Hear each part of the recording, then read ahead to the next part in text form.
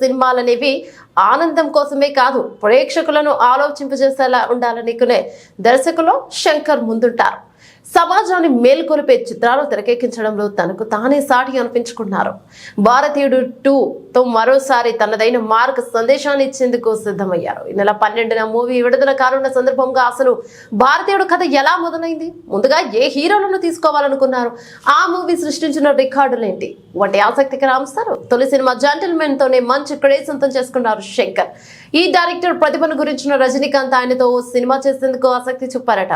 ఓవైపు ప్రేమికుడు సినిమాని తెరకెక్కిస్తూనే రజనీకాంత్ కోసం పెరియ మనుషన్ అనే స్క్రిప్ట్ రెడీ చేశారు శంకర్. కానీ ఆ సమయంలో రజనీకాంత్ వేరే ప్రాజెక్టులతో ఫుల్ బిజీగా ఉండడంతో శంకర్ సినిమా పట్టాలెక్కించేందుకు ఆలస్యం అవుతూ వచ్చింది.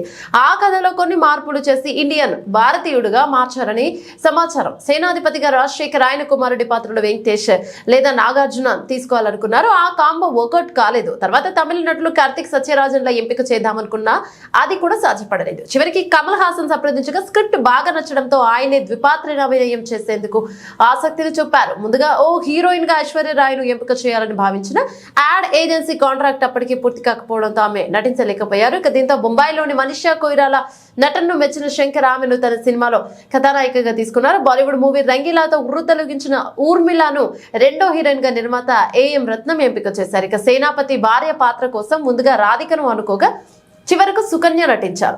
సేనాపతి హావభావాలు ప్రేక్షకుల హృదయాలు ఎలా నిలిచిపోయాయో ఆ పాత్ర ఆహార్యం అలానే నిలిచిపోయింది. అప్పటి దాదాపు 40 ఏళ్ల వయసున్న కమల్ ఆ క్యారెక్టర్ డిమాండ్ మేరకు 70 ఏళ్ల వృద్ధుడిగా కనిపించేందుకు ఎంతో కష్టపడ్డారు.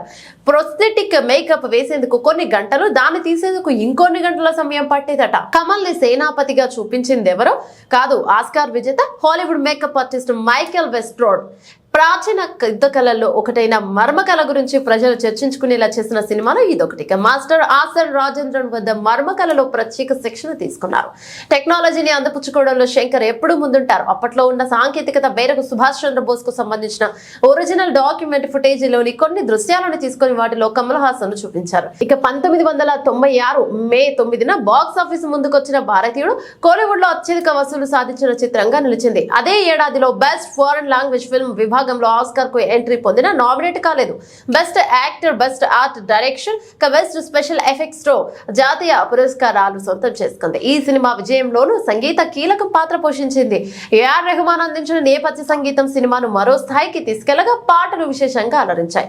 పచ్చని చిలకలు తోడుంటే సాంగ్ ఎవర్ గ్రీన్ విడుదలైన కొన్ని రోజుల్లోనే 25 లక్షల ఆడియో క్యాసెట్లు అమ్ముడుపోయాయంటే భారతీయుడు మ్యూజిక్ ఏ రేంజ్ లో మ్యాజిక్ చేసిందో అర్థం చేసుకోవచ్చు.